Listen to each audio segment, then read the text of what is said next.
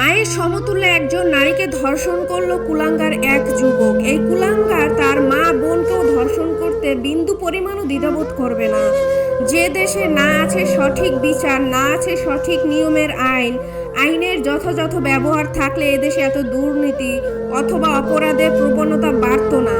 বন্ধুরা, এই বৃদ্ধা নারীর সাথে কি ঘটলো যার কারণে সন্তানের মতন একটা ছেলে মায়ের সমতুল্য মাকে ধর্ষণ করলো, তাও রাতের অন্ধকারে হাত পা মুখ বেঁধে? সম্পূর্ণ কাহিনীটা জানতে হলে ভিডিওটা ধৈর্য সহকারে দেখতে হবে বন্ধুরা। আর অবশ্যই বন্ধুরা, যদি মা বোনকে ভালোবেসে থাকেন তাহলে এই ভিডিওটা অবশ্যই শেয়ার করবেন। বন্ধুরা, ঘটনা সূত্রে জানা যায় এই বৃদ্ধা নারীর স্বামী চাকরি করেন লঞ্চ টার্মিনালে, যেখানে তার নাইট ডিউটি ছিল যেদিন এই ঘটনাটা ঘটবে।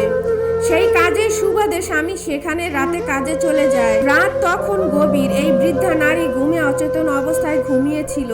সে জানে না যে তার জন্য কি অপেক্ষা করতেছিল। সে এতটাই বৃদ্ধা, 55 বছর বয়স। তার শরীরে তেমন একটা শক্তিও নেই, চেহারাও তেমন একটা সুন্দর না। সেই কুলাঙ্গার ছেলেটা সেই ঘরের ভিতরে রাতের অন্ধকারে ঢুকে পড়ে 55 বছর বয়সী বৃদ্ধার হাত পা মুখ বেঁধে রাতের অন্ধকারে ধর্ষণ করে।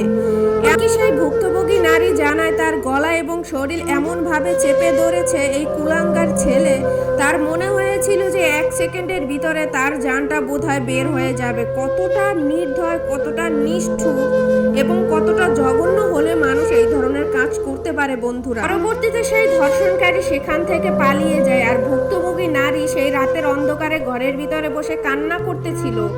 ডিউটি শেষ করে স্বামী যখন বাসায় আসে তখন দেখে যে তার স্ত্রী কান্না করতেছে। তখন কৌতূহলবশত স্বামী তার স্ত্রীকে জিজ্ঞাসা করে কি হয়েছে। সেই ভুক্তভোগী নারী কিছুক্ষণ চুপ থাকার পরে পরবর্তীতে স্বীকার করে এবং সমস্ত ঘটনাটা স্বামীর কাছে বর্ণনা করে দেয়। স্বামী অনেক ভালোবাসতো তার স্ত্রীকে।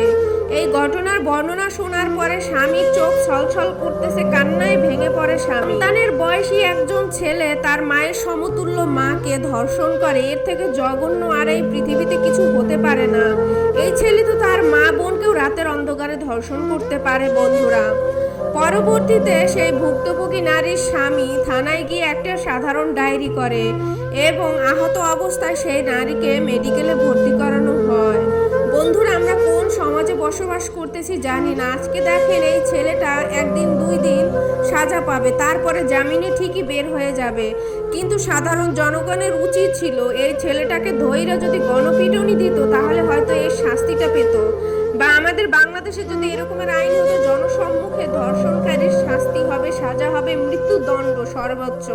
সাধারণ জনগণ তাদের শাস্তি দেবে, তাহলে হয়তো কোনো ধর্ষণকারী এতটা ভয়ঙ্কর হতে পারতো না।